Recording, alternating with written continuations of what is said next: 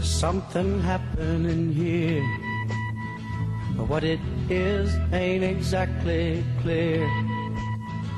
There's a man with a gun over there, telling me I got to beware. I think it's time we stop. Children, what's that sound? Everybody look what's going down. Hans Olsen, Scott Gerard, 97.5, the KSL Sports Zone. Joining us live from Las Vegas, Jazz Summer League. Jazz suffered a tough one last night. Outmatched mightily by Sacramento. Jazz lose 82-70 in a game that frankly wasn't that close. But David here to help break it down. David, how you doing, man? I'm good. I'm just watching a little Phoenix, Indiana. Good former Jazz assistant coach Vince LaGarza coaching the Phoenix Suns right now. Johnny Furpey getting some time for Indiana. Probably the most high-profile player on the floor right now. How much do you enjoy Summer League? I haven't been in like 7 years because I don't usually do this. Yeah. But I've had a nice brief 12 to 16 hours here so far, watching us, seeing everyone, reconnecting with Jazz people. Probably saw just about everyone last night. Went out for dinner with a good friend in the league last night. Went to lunch with the fabulous Kevin Pelton today. So that part of it, the people of the league, it's a wonderful chance to catch up and see the people of the league. How much does it kind of encourage you to get out there when the Jazz had 3 draft picks last year, 2 first rounds, and really 3 first rounds this year? How much does just the overall push on the youth kind of force you to get out there, David? Yeah, I mean, that's why I'm here. I haven't been here forever, but I just thought we had so many guys that are playing. It matters to see them every time you can in person. You know, Taylor didn't have a great night last night, but it was really interesting how much bigger he looks, right? And so you can see how hard he's worked and what he's done to try to get better and some things like that. So I think it's valuable. And then just, off conversations here and there about the league and what people are thinking. It's been pretty fascinating, and get to ask every single person when everyone comes up to you and says, "So you're going to trade Lowry?" And you ask, "Well, what do you think we should do?" And then get a different answer from every single person. It's kind of interesting. So do you think the Jazz should trade Lowry Markkanen? What do you think they should do? You want it's my stock answer. I really don't know. What do you think they should do? And then I get like a 5-minute diatribe, because it's not like people in the NBA don't like to talk. Oh, no, not at all. So, but it's so interesting because, it wasn't quite like this, but literally like I walk in, that's the first question that gets asked to me. Have a 5 to 8 minute conversation with someone, with them telling me what they think. I walk the next 5 steps later, see someone, they say, it's pretty close to this. They say, I do the same thing, and they say the same thing. And then I get their 7-minute, and they were the exact opposite. They were literally the exact opposite. So there's no consensus here. So I do think it's an interesting situation the Jazz are in right now, and trying to figure out who they are and who they want to be next year. And I, it's funny how people latch on to the Danny Ainge big game hunting, and it felt like, well, when's he bringing home that big game animal that he wanted to go hunt? And, well, guess what? Sometimes you go hunting and you don't, I fish every now and then, and I like to think that I come home with a fish every time, but sometimes you don't. And it takes 2 to tango. And you know what? The summer's not quite over yet, but I do think that we're starting to figure out who this Jazz team is going to be coming into this season. Yeah, I think, Dave, the big game hunting efforts have been made, from Kristaps Porzingis to Drew Holiday to, Mikal Bridges, maybe even Miles Bridges for that matter. And, it just didn't come together for various reasons. I'm kind of trying to dig into it. There's some daunting trends to it, which are a little bit of like you're the Jazz and you have a lot of assets, but you're kind of managing those assets. Hard to go big game hunting, because the teams like New York or even Milwaukee last year with Dame, or Boston with Drew Holiday, they're willing to throw that extra pick or two in because they don't care, because they're on the edge of winning a championship. So the metric for them is, sure, 5th first-round draft pick, no problem, but for the Jazz, you got to be a little careful. You got to manage those assets correctly, and some of them might be really big, and those assets are the key to your growth. You can't waste any of them, and so therefore it's almost harder to make some of these deals big game hunting than maybe otherwise. It's almost a little bit of a trick. Well, David, one thing that was really encouraging, and he's been shut down since, Keyonte George and kind of his summer league start. I thought his numbers were solid and his performance obviously solid enough to sit him down. Just kind of give me your thoughts on what you saw in early stages with Keyonte George.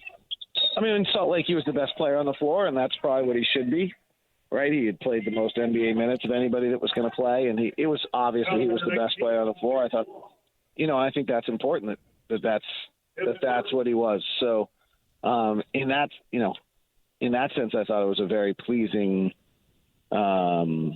performance. It's going to be, I think, vital for him in the first 40 games of the year for us to see an improved efficiency in his shooting, which is going to come from him understanding where to shoot, what the shooting windows are for him. And then I think in addition to that, just the efficiency level he had this last year at 39% and 33% from three is not enough. So we have to see some sign that that's turning in his second year. Is it fair to be expecting more out of Taylor Hendricks than what we've seen so far? Sure. Is it possible we'll see that turnaround, or is this just kind of who we're going to see for the rest of this run here?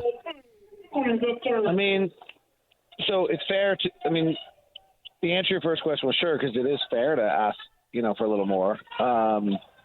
These games are a little tough on him because I think he plays better with better players. He doesn't have the ability to create anything himself. And so what I thought was noticeable to me last night, and I only watched the other game on television, but what was noticeable to me last night is like without Keyonte and without Walker and without Jason Preston, suddenly there just wasn't as much opportunity for him to play with space and to be able to do anything because everything else was kind of going wrong. And so to me, like the most noticeable thing about him is how he can make his, how he plays off other people. I think that's where he's at his best. Of the 3 new draft picks, David, who's the most likely to get early minutes in this upcoming season? Cody probably. He's shown a lot of flashes, right? Like he can get pretty quiet, but he's shown a lot of really big flashes. I do think Isaiah Collier, depending on how our roster is constructed, I mean, as of right now, unless I'm missing someone, he could play 15 minutes and I have backup point guard. I mean, right now I have – who am I forgetting? I guess it depends when you think Cody's playing the 2 or the 3. But I'm not – no, I was thinking about just right now we would probably start Keyonte. Oh, I see what you're saying. Okay. Yeah, we'd start Keyonte and Taylor Horton-Tucker gone. Yep. We would start Keyonte and Colin probably right now, and then Jordan Clarkson and Isaiah Collier, I guess, are your backup guards unless Cody Williams is playing that 2. So, yeah, I would say Cody Williams is showing signs. I mean, he's got some value to him playing some G League minutes as well. But I think, I think both Isaiah Collier and Cody Williams have shown, and also depends a little bit on who our roster is. Collier had been pretty good not turning the ball over until the first half of last night's game. Give me your overall assessment of what you've seen from him. For the most part, been pretty good, again, before last night's debacle. Yeah, the 7 assists and 1 turnover on the other night's pretty incredible for a summer league game for a guard. I think Collier's vision's been really, really good. I even thought his vision was fine last night. I mean, they dribbled into all sorts of trouble and turned it over all night. I don't know what Sacramento was doing defensively, but it certainly caused a lot of problems. So I think I've been really pleased with him. His crossover shake is real. His ability to get by anyone. He's got a lot of pieces of his game he's going to have to add. He's going to have to add some sort of a pre-rim decision-making floater. But I think his passing skills and his willingness to make the right play, I haven't seen any pig in him at all. And I kind of expected to see a little pig in him, and I haven't seen it at all.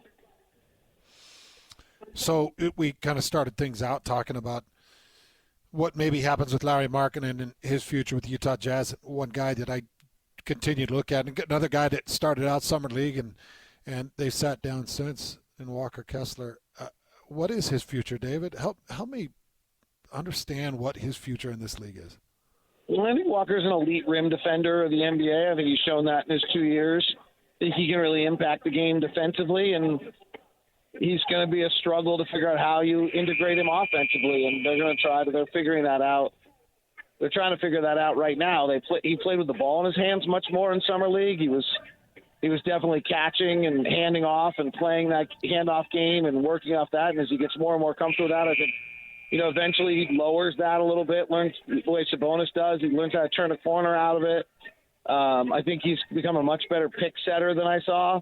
I think Walker's a very viable rotation NBA player, maybe even a starter. I think he's one of the elite rim defenders in the NBA, and he can help you be the anchor for a defense. David Locke joining us live from Las Vegas as the Vegas Summer League continues on. Jazz with their roster throwing, had that the team in Salt Lake and what we saw with Keyonte George and Kessler and these other players. It showed certainly a lot of promise and certainly showed some of the young talent that's available for this team coming into this season. But it'll be interesting to see how much of that we see in the regular season coming into this year. Keyonte George, I know you talked about him briefly. I just kind of want to expound on him a little bit more. What do you want to see from him this upcoming season in terms of his improvement from year one to year two? What do you expect to see from him, or what do we need to see from him in his continued development? Well, the first thing is kind of who's he playing around, right? Because at the end of last year when he was the only one on the floor, I just thought it was too much, right? Like, I wish I could wipe away from my memory any minute that Keyonte George played without Lowry Markkanen last year. As though I'd never seen it, because I think it would be beneficial to have never seen those minutes. They were asking too much and too difficult minutes to play. So, in that sense, I'd like to see him be able to play with talent and play off of talent and understand how to free himself because of the players he's on the floor with. So that's Lowry and Collin and Jordan and then John Collins, and the fact he's around, bona fide NBA players, I think can really help him out. The second thing, as I said earlier, I do think it's really important what his shooting percentage is in the first 40 games of the year. He's got to have more efficiency in his shooting than he did early in the year for the year last year. And that's a little bit of okay, let's forget what he shot last year and wipe it from our memory because of the amount of minutes he played without Lowry and without Jordan. But this year when he does play with those guys, you have to shoot better than 39% from the field, and you have to shoot better than 29% from or 33% from three. You have to be better than that if you're going to be a viable NBA starting player, and that's what the Jazz want him to be.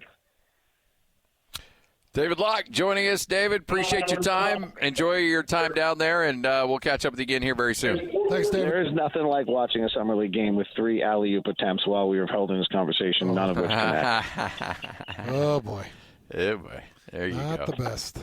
Thanks, David. See you guys. Thanks, David. David Locke right here on 97.5, the KSL Sports Zone.